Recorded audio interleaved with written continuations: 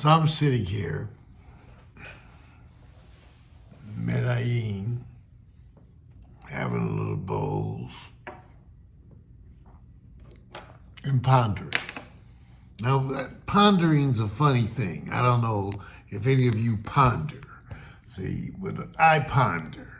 I mean, sometimes I just am sitting around thinking about things, using my brain, exploring thoughts.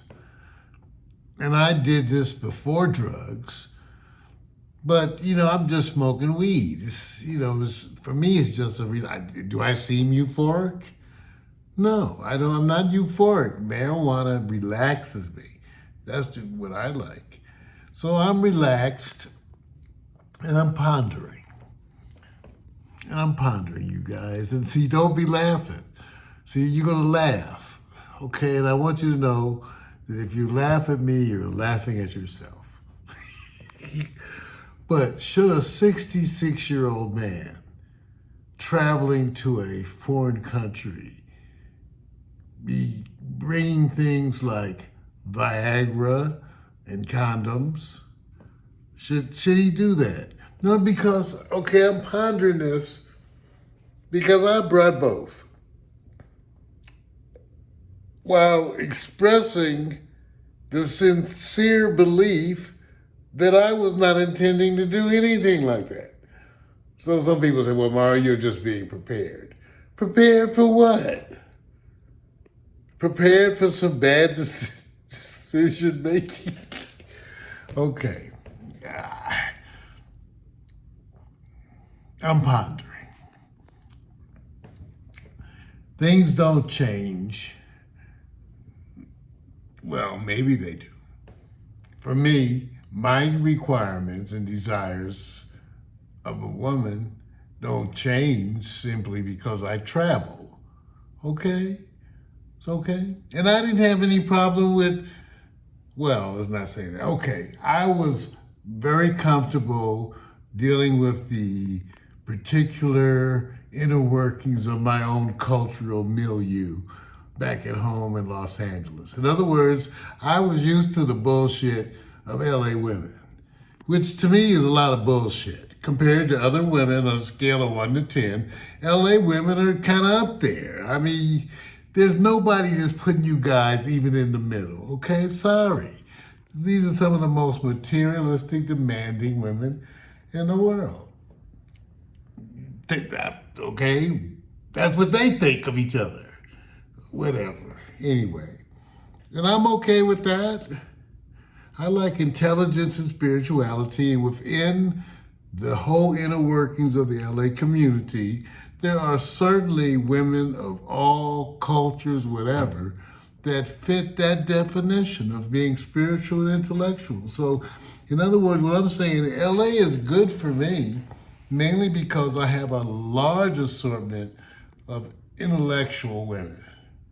And then, between me and you, intellectual women just as freaky as all the other ones, they just smarter about it. I'm just saying, as one who has sampled. So anyway, I was sitting up here pondering my approach to travel because I had no intention. First of all, it's here in Colombia, it's the language thing because there's about 10% or less. It's low numbers. I speak a fair amount of Spanish, and I've been working on it, and that's actually turned out to be kind of fun, working with my Spanish. So that's the thing. But still, I would need the same kind of woman here that I like. No, even if, at the risk of sounding too corny, the equivalent of a church-going, fine woman. And why do I say church-going? They don't have to be church-going.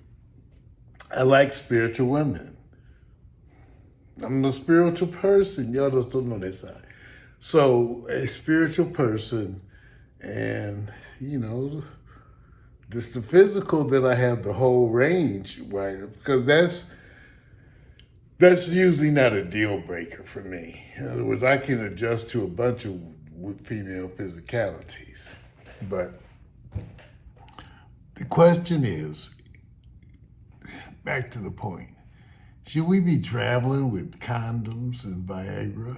And if so, what are we saying to ourselves? You know, like I said, I have no intention. You know, when I get out there and then like in the streets and looking, I am just so glad that I am no longer a part of that scene. You know, and I felt that way around 45. You know, I was done. I'm 66 now. Shit. You know, 20 years later. So, no. So anyway, y'all can have those. Listen, I tell you what though. The safest sex, the safest sex is not to engage at all. That don't mean I can't have a bowl and a rum and coke. Anyway, and keep an eye on things. You know, that's worth, you know what that was gonna cost me? To have two of these fine women just drive me around, escort me. I didn't have to do nothing. You don't have to have sex with them. That's your choice. And these are a whole different kind of pros. They just smiling, the most friendly. I posted a picture. It's the most smiley, friendly hoes in the world. It's nice. Anyway, but I'm just saying, as an older man, for what it would cost you just to have a show put on you can sit over here and watch them have a drink and some pizza. It ain't gonna cost you. Anyway, Mario, the NeoUrban Nomad, because I'm pondering. Okay, I'm just being real and being human. And so far I haven't done nothing. But I just want you to understand, really, the reality of being in Colombia. You could do this in the United States. Okay, they say, I said, you guys, you think women in LA ain't offered me pussy, head, whatever, in exchange for taking care of them? Like every week. What do you guys say? Okay, no offense, because I crack up with some of you people from back home in the comments to these videos. Do you think women here in Colombia are easier than women in LA?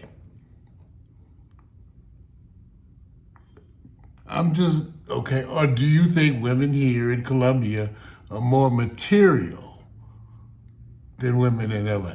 Do you think women in Colombia are looking at your car more than women in LA? Half the people don't even have a car. You even have a car. And Colombian women are not bashing their men. When they're polled, they're satisfied with their men, and the men are satisfied that this is not a culture where they're bashing each other, you guys. They're kind of happy with each other. We back in LA is a whole different story. So I'm just pondering. I'm just pondering because I'm here in Colombia, thinking about all this shit, looking at it, getting up close while I'm not actually participating. And I thought that if I have to be tempted with the cost of affordable social entertainment, when I talk about affordable, I'm talking about if I wanted two beautiful, fine, sweet, Colombian women to pick me up, take me out, drive me around, come back to this hotel, perform for me, and spend the night. That would be about $300. Just,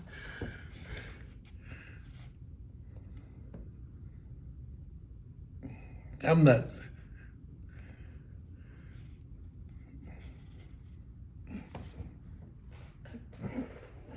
Do you know what a hotel room costs in the United States per night? Okay, so anyway, I'm just pondering.